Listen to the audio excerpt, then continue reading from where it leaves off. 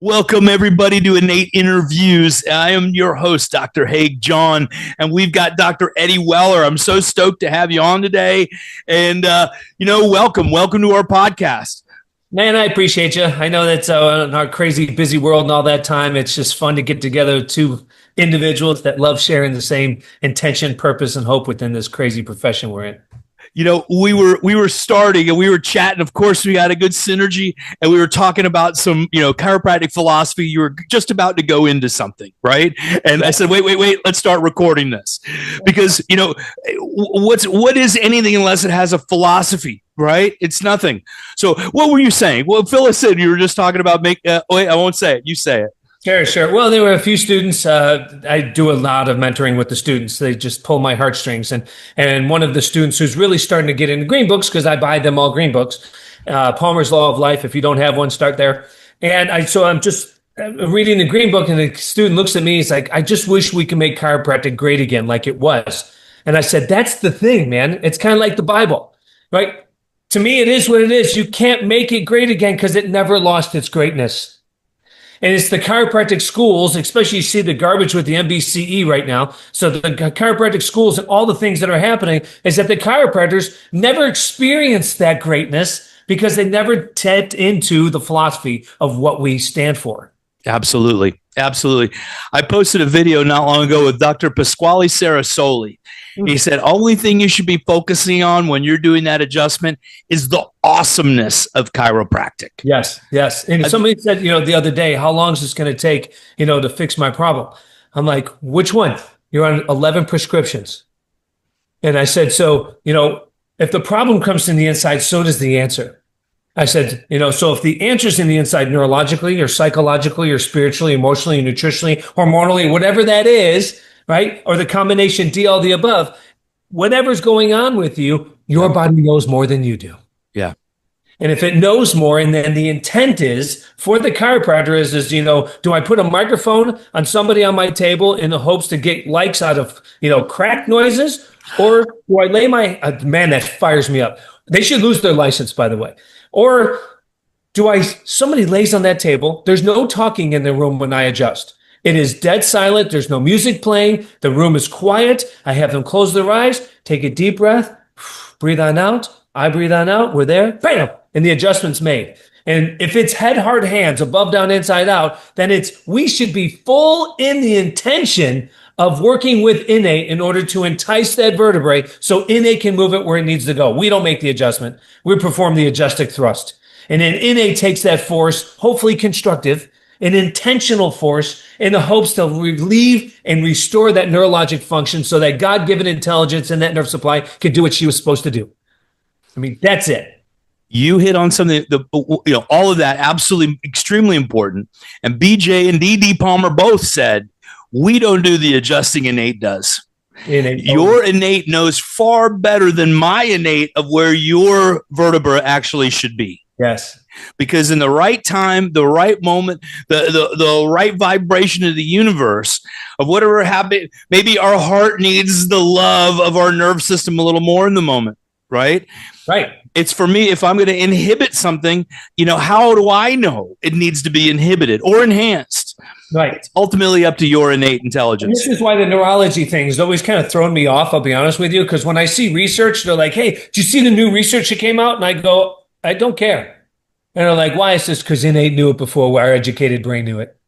Right. So if innate knows, that's our philosophical constructs that, BJ did a great talk. Innate knows. Do you? And if you don't, it's phenomenal. And the audio on it is great. Do you heal a cut? Innate does. Do you? Right. And so all of these things. So if we as chiropractors get to, apply a force to the spine, and as I tell everybody, I don't care about the spine. I'm more concerned about what's inside of it. Yes. Bone doesn't keep you alive. Nerves do. And I remember at school, and they were busting my chops. I do a little bit of upper cervical work. And so they're busting my chops just a little bit for 28 years. So they're busting my chops, and one of my instructors, head radiologist guy, puts up a film, lateral cervical. And he's like, so I'm trimester 7. So Mr. Upper Cervical Specialist. And I'm like, oh boy, here we go. There's 4 of us in class out of 176 students doing upper cervical work. And I said, I said, I'll take this one, guys. You got this? I got this one. Okay. What you got? He's like, what's wrong with the spine? Tell me where the subluxation's at. I said, I can't. He goes, I thought you were a specialist. I'm like, one, I'm a student and never claimed to be a specialist. You are creating a fight, and you're going to lose that fight because you lack a philosophy. You see this? And I'm holding a book right there. I said, see this green book? Yeah, you've never read one. And so if you've never read one, you wouldn't be asking me this question, because the problem is when you look at a film, how do I know that person is alive or dead? It's just an image. Subluxation's on the patient. It's on the person. Yeah. It's on the being. And so in order to have a subluxation, you have to be alive. That picture, I don't know if they're alive or dead. And it's that nerve component must be there. Even Clarence Gonstead said, you can't tell the subluxation. A misalignment you can, but a subluxation you can't, because you can't tell if there's nerve interference or not. Nope. And so this is why, if we truly believe that as chiropractors, there's a lot going on right now in the world, but if we believe as chiropractors that if our goal is to restore function some way, at least have a gauge. Have some way of analyzing the spine. A gauge. This is a tool. It's not a gauge. And so if this is a tool, then we use that tool, but we have to have justifications objectively, hopefully, as a gauging system that says, hey, you don't need to be adjusted today. Oh, you do. Right? And so it's kind of like a dentist. I don't look forward to going to the dentist and saying, man, I hope I have a cavity today. Woo! Can't wait to have a cavity. No one has ever said that, right? Right. So why in the world would you ever want to be adjusted? I don't like to be. I'm grateful if I have to be and somebody's there. I don't want to be subluxated. I hate subluxation. I want to be expressing the best way I can right now. So why would you look forward to going to a chiropractor that says, I really hope my neurologic system is compromised, slowing down organ tissue function, and I'm growing a slower, less than subpar life. Can't wait to have that. Woo!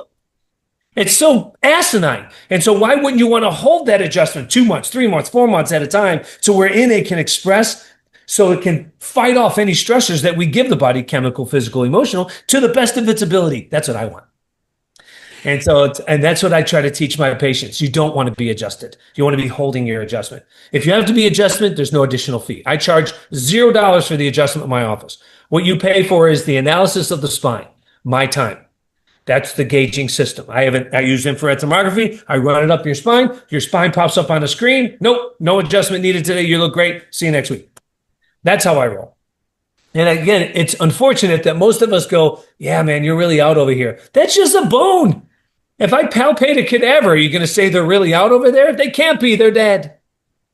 Right? So the subluxation's in the nervous system. We have to gauge the nervous system. So, Dr. Weller, we have a lot of non-chiropractors that listen to this podcast all over the world. Okay. So we used a lot of terms just now, like innate and subluxation. Sure. We've done this before. I mean, it's not the first time anybody that's listened has heard these terms. Sure. But what's your definition? Why don't you give us a little insight of, what for innate intelligence? What is innate intelligence? So I sat down with a new patient yesterday. I don't call them patients, but anyway, so we sat down on this couch, right? We chill in the office. We hang out on the couch. And so we sit down and I said, so I need to share something with you that you probably never heard before. And they said, okay. I said, do you know your eyes never shut off? Like close your eyes, open your eyes, close your eyes. They never shut off. Your ears never shut off. And so they're always on. Your camera's always on. Your microphone is always on. It's always on. Do you know your heart's beating right now? Every 6 weeks, you have a new liver. Every 4 months, you have new blood. Every 35 days, new skin. Every 10 to 15 minutes, a new stomach lining. Something is in control of that. And within that something inside of us that we can't control, like for instance, stop your heart for me. And she's like, I can't. Why can't you? And she's like, because it's just beating. But what's controlling the beating? I said, so there's an intelligence in the body, because I believe we have two brains. One we think with, and the other one that's keeping us alive. And the one that's keeping us alive, I work with as a chiropractor. Chiropractors call it an innate intelligence. It's a big word. I just call it this spirit of life that's inside your nervous system. And it knows more than my educated brain. And so if it knows more than me, and I have a way of gauging that nervous system, if I can restore nerve function, tell me what the body can't fix. And she's like, why haven't I heard this before? Right? And so it's just simple understanding. I said, what's so crazy is you're coming to me and you have a certain something in your head in which you want fixed, right? And I said, yeah. I said, so I have to get you on the same mindset of intention that I'm not the fixer, but I work for the fixer. And when the sperm and the egg united, the first thing the body was formed was a single cell, and it split and split and split. And then there you were 9 months later as a beautiful child. Whatever made that happen is still inside of you right now. And if it's inside of you right now, it knows more than I ever could know. It'll heal a broken bone. It'll heal a cut. It can do its, but then why isn't it doing it right now? Why does your left breast have a tumor and your right one not? Not normal. So if the brain tells the nerves go to glands and glands make cells, why would one breast be okay and the other one not? Something's wrong with that nerve supply. Maybe there's a hormonal imbalance. Maybe there's a painful yesterday. Maybe there's a lot of different variables adding to this. But as far as what I do here, I want to restore function out of your spine to that part of the tissue so you can express life to the best of your ability. And if the body can grow into a problem, why can't it then grow out of one? It can to a point. Because if you hit a pothole and you're still driving the car with a misaligned steering wheel, I can realign that steering wheel if you want to, but those tires have wear. So if you can have tooth decay, you can have spinal decay. I need to analyze the spine and see what kind of spinal decay you have. We talk about dental hygiene. What about spinal hygiene? I'm a spinal hygienist. And when you look at it that way and get people to understand, it's a lifetime move. Yeah. It's not a treatment move. I'm not a chiropractic aspirin. And so when people come on in, can't you just fix my headache? No, because I didn't create it. Right? And so therefore, don't give me the responsibility of your health. You need to take control of you. And speaking of health, I rarely say that word here because in the chiropractic's 33 principles, never do you see the word health. Not a one time. Not one. And so if health or pain relief is not in the principles, why are we teaching that? Why aren't we teaching you're just a better off parent, spouse, loved one, human being, coworker, when your nervous system's working the right way, so thoughts are clear, tissue functions working the right way, your strength is there, and you're working to the best of your ability per what you have to live in. Yeah. That's what chiropractors do. That's it. And she's like, how do I get started? I didn't talk treatment, pain relief, all the medicines that she's on, nothing. She was ready to go. Yeah. Stroke the check and ready. Let's go. Let's start caring. Well, when we're talking about wisdom, that's the wisdom that created the cosmos, also created you, right? And that's exactly what I said to her. I go, if here's the sun and here's the earth, and the earth's spinning, if you believe it's round, another story. But if the earth's spinning, and the earth's spinning at 1,000 miles an hour, if it moves closer to the sun, you'd burn to death. If it moves further away from the sun, we'd freeze to death. But the earth is at a perfect distance of the sun in order to sustain life here. Whatever created this, created you. And if it can figure this out, it can figure out reflux, diabetes, high blood pressure. It can, because it knows all. I call God. I talk a lot of God here. And if there's a God inside of the world, it's inside of your world, and it knows all. You just got to get out of your stinking thinking. And that stinking thinking is, mom had diabetes, dad has cancer. I'll probably get it. That's programming. Spit that out. Yeah. You have to spit that out because your body doesn't care what you think. It just reacts to how you think. Every time. I'll prove it to you. Wiggle your toes. And then she goes, I'm like, how'd you wiggle your toes? I did this at the last talk in the beginnings. I said, how'd you wiggle your toes?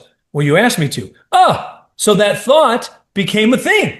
At 268 miles an hour, that nerve supply fired down the spine, went to the toes, and did it without you thinking about it. You just thought about it, but the muscles reacted to your thoughts. What else is it reacting to?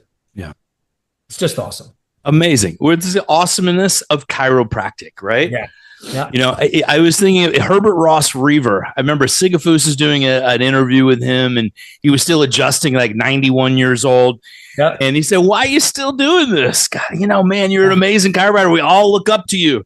And, you'd think of he was the subluxation or whatever it would be. He said, I get to teach everyone the awesomeness of innate intelligence. That's it. We're really talking about God and how it's expressed within you. Yeah. I call it God's internet, right? That's our life system in our body.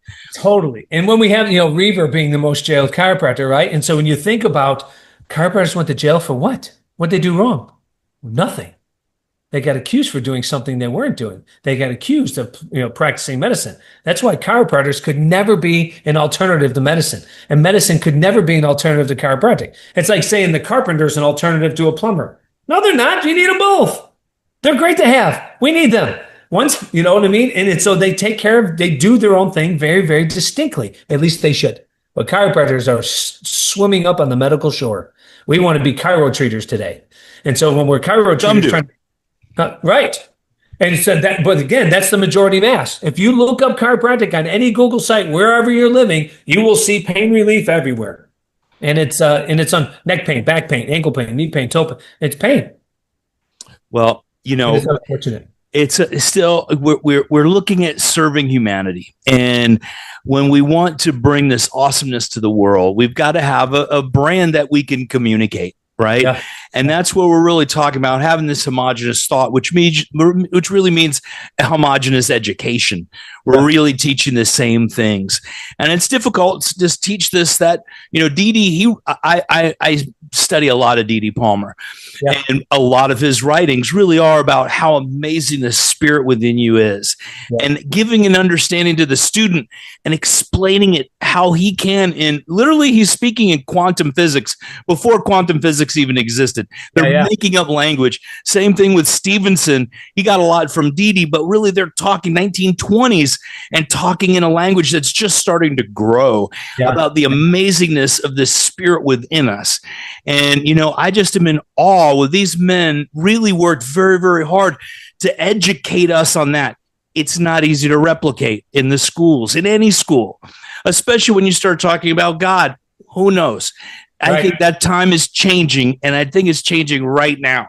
It's so line in the sand, right? So you think about how far ahead of the time BJ was. So BJ and Keeler were buddies. So Keeler polygraph in BJ's clinic from 1935 to 51. Wasn't that the only other second one besides one in the university?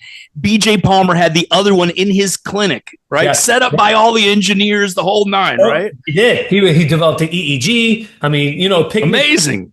Picnic plates with the dividers in it. That's his patent. I mean, all of these. Is that right? Yep. I didn't know that one. He hated his food touching. He goes, I want to eat that food. I want to taste that food. Not a mix of it. He didn't like mixing it all. And so it was interesting. He said, the only reason why they bring criminals to my clinic, because when they're subluxated, they're going to steal, cheat, and murder because God's not working through them. Think on that, man. Mm-hmm. Right? And so when you get onto an airplane, the pilot's subluxated. You know what I mean? I adjust a lot of pilots, just to let everybody know. I used to be, I was the chiropractor for the U.S. aerobatics team, and they're all airline pilots. So they used to fly in, a lot of them, they still do, fly in to come and get adjusted. So I always thought, okay, our airways are safer with well-adjusted pilots, right? Totally. Yeah. I mean, it's, you know, my kids have got it down to a science now, literally. When something happens at school or somebody cuts us off in traffic or they hear somebody say something at the grocery store that's derogatory, and they look at me and go, gosh, Dad, they're subluxated. Yeah. Right? It's a way of life. You know what I mean? They're chemical-free kids, never have a needle touch their skin. They're 13 and 15, and it's amazing. They're still with us. Right? And so the body isn't foolish. We are. Right. And we have this thing. And it's, you know, again, there's a time and place for medicine. People think, you know, it's all crazy. I have a really, really bad infection to this allergy, I should say, to this thing called poison oak. And it kicks my rear, man, every time. I mean, it goes crazy. I'm all healing up right now, but just rocks my world. It blisters, grows into cellulitis. My body reacts to that. So it's no different than if you get bit by a brown recluse spider or something, black widow, you want antivenom. Yes, there's an intelligence in the body that knows, but there are chemical toxicities that will override the system and kill you. Past the limitations of matter. That is the limitations of our matter. If I fall down, I'll stop myself. If I fall down hard enough, I'll break my wrist. Right? And so again, there's limitations to the matter. So if the wrist breaks, should I just leave it there and let it heal on its own? It will, but it's going to heal in a really weird way. Why not assist it? Right? So again, there's a time and a place. But it's not healthcare. That is emergency management, not necessarily disease care even, but emergency care. We're great at that here. The United States is the number one in the world for emergency medical care, right? Yeah. If you have a heart attack, you want to have it in the United States. Yeah. Your likelihood of living is very high. We've got a car accident, anything, right? And so you're right. We are slam dunk great at it. However, after the fact, then what do you do? That's it. And then we're in a pickle. We're 36th in the world right now as far as healthcare. And so it's so dangerous. But again, my goal isn't to tell people like, how long is it going to take for me to get off medicine? I don't know. I didn't put you on medicine. That's not the role of the chiropractor. Right. And so again, what kind of exercise should I do? Well, why not go talk to the physical therapist or a personal trainer? What kind of diet should I have? Why not talk to a dietitian? Why do we want to be everything for everyone? But chiropractors can do that. I could be painting the wall or picking up dog poop in the backyard, and somebody says, hey, what are you doing? It says, hey, I'm practicing chiropractic. Because I'm a chiropractor, I can call chiropractic whatever I want. That's the problem with this profession. That's why we get laughed at. Well, and so that's... we can do acupuncture, massage, physical medicine, PT. We can do all of these stuff. Why? This is why they get ticked off at us and go, oh, they're less than because you're playing in our backyard. We need to stay in our own backyard. Well, 100%. And this world needs more chiropractors. So, that's why we have this podcast. That's why we share this stuff.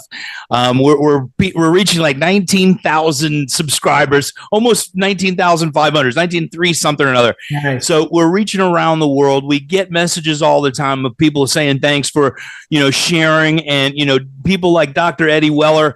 What state are you in? Give us your detail. We want to know about Dr. Eddie Weller. Before we end this, where are you? What are your links? And we'll make sure that's in the comments at the end.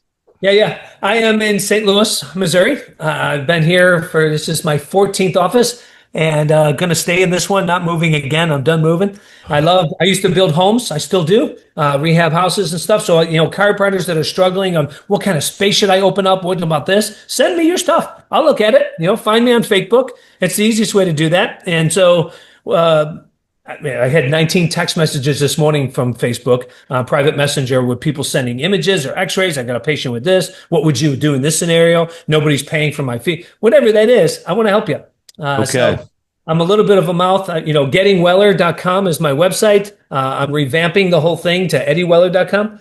But again, gettingweller.com is an easy way to kind of see a little bit about what I do. It's a little cheesy website.